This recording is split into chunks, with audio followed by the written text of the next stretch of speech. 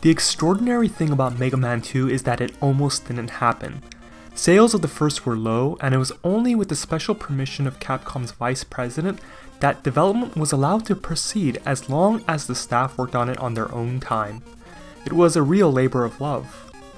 I almost always tackled Quickman last as it's one of the hardest in the game. Immediately off the bat, what makes the stage so unique is its vertical structure.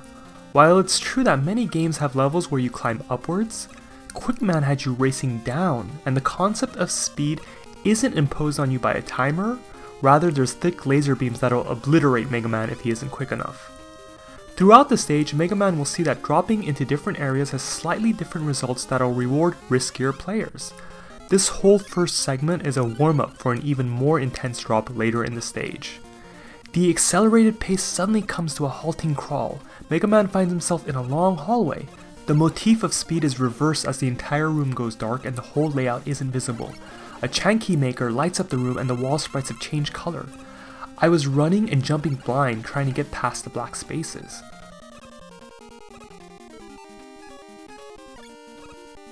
Once you reach the end, it's time for a relentless wave of laser beams.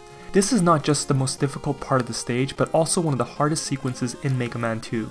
The beams will fire from both sides of the screen, and one misstep leads to immediate destruction. Fortunately, this is also the best place to use the time stopper. Unlike the other items Mega Man acquires, once you initiate the temporal freeze, it'll run until the gauge goes dry. So players are faced with a dilemma. The boss Quickman is weak to the time stopper. Use it here or save it for the boss. This was also one of the most effective displays of how the mechanics from two very different bosses overlapped, affecting the gameplay to turn Quickman's extremely difficult level into a feasible one.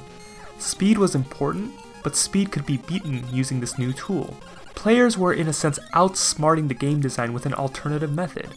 Rock triumphed over Scissors until an even stronger Scissor temporarily changed the rules. Quickman's stage remains one of the most memorable, not just for its distinctive level design, but its incredible level music. In a series where almost every track is a retro classic, Quickman still stands out as one of the best with its catchy beats and rhythms. Mega Man 2 is still my favorite game in the series, and levels like Quickman cement its status in the pantheon of 2D platforming greatness.